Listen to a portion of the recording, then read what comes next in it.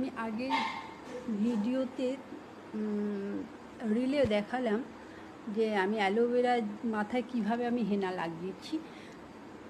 এখন দেখাচ্ছি যে অ্যালোভেরা, আমার গাছে যে অ্যালোভেরা গাছ আছে সেই গাছের পাতা দিয়ে অ্যালোভেরা জেলটা বের করে নিয়ে আর হেনা হাতে, হেনার যে পাতা, ন্যাচারাল হেনার পাতা, সঙ্গে 10 টাকার কফি প্যাকেট আর শ্যাম্পু, সানসিল্ক যে পিঙ্ক কালারের শ্যাম্পুটা আছে সেই শ্যাম্পু দিয়ে আমি মাথায় হেনা করেছি।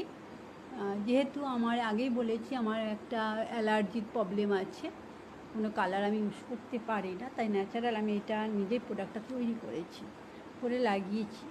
দেখুন সাদা